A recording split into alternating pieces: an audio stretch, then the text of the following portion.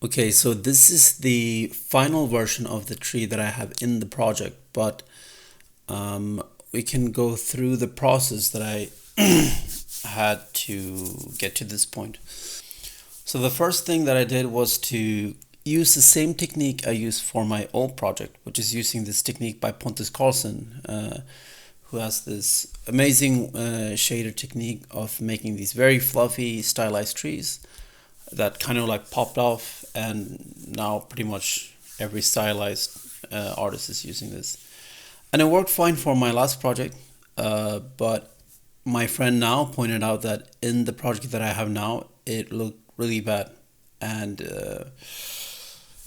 didn't really fit the style that I was going for, with the maximalization kind of thing. So I did the reasonable thing that everyone does when they're getting bullied by their friends. I caved and I decided to remake the tree in Blender at first. So this is the first iteration of this that kind of sucked. I've been using SpeedTree for a while and I wanted to see if I could get something kind of similar in Blender. So I just start off by making a branch with some leaves. Then I put it in Substance Painter along with material color IDs and just give it something. Then I move on to the trunk. I use this method that you might have seen in other places where you make a cube, you merge all the vertices, then you put on a skin modifier, and after the skin modifier you put on a subdivision modifier, and at this point you can now extrude the point and create this kind of like trunk shape, and you can also increase and decrease the size of the vertices to just get the shape that you want. Then I move on to the leaf cluster. I make this plane, I subdivide it, put a simple deform modifier on it, I multiply it and just twist it a little bit, and then eventually I try to make a little ball of a lot of these clusters into one shape. Then you can just assemble this into the tree crown shape that you want. As you can imagine, the normals here now look kind of weird and it will look odd. So the most conventional thing to do is usually to use a sphere and transfer the normals onto your models. You can also do this easily in Blender. Just use the point normals to spherize and invert it. This method works fine, except that I feel like you kind of lose some of the silhouette of the tree, so I like to incorporate another method of using metaballs in Blender and then create a similar shape to what you have for your tree, and then you use Blender's mixed normals mode and you make something in between the sphere and the metaball shape that you've created. And then I ended up with something like this, and this is the final stage of this before I abandoned the project. So after this is what I'm gonna call post time skip. Yeah, dude who's been doing this for 32 years. Full-time professional. Rated by One Family Magazine, #1 clown, 9 straight years. So I'm back in this project and I'm like, what the hell is this? Like, it's not awful, but I feel like I can really do better now.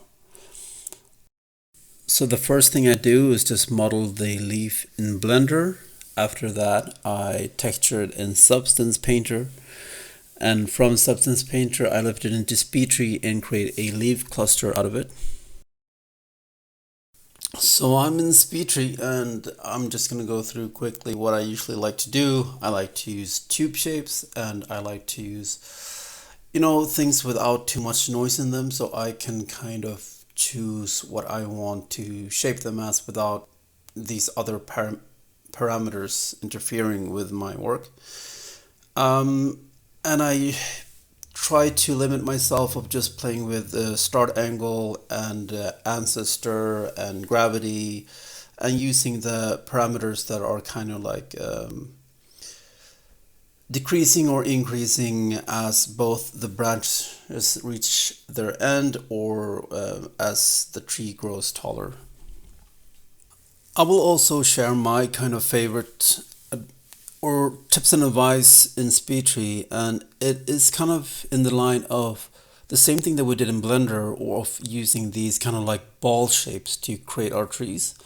And you have the same thing in SpeedTree that's called shape control, and you can use spheres, which is kind of like creating a sphere at the end of your first set of main branches, and then the secondary set of branches will try to adhere to this kind of sphere.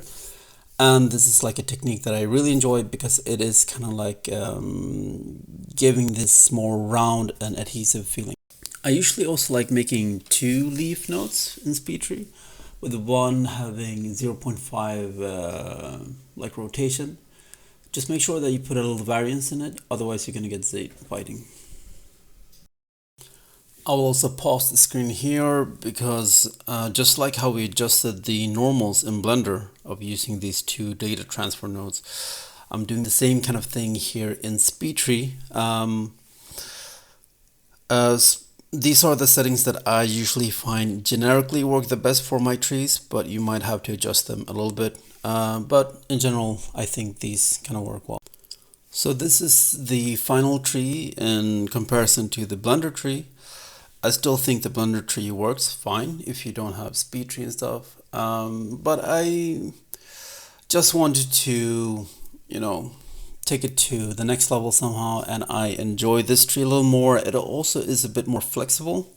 If I want to make any adjustments, like I have to rebake the entire thing in Blender.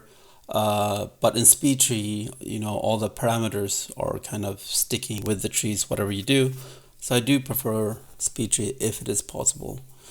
But yeah, in the end, I think it is kind of doing the thing what I wanted to do. It is doing the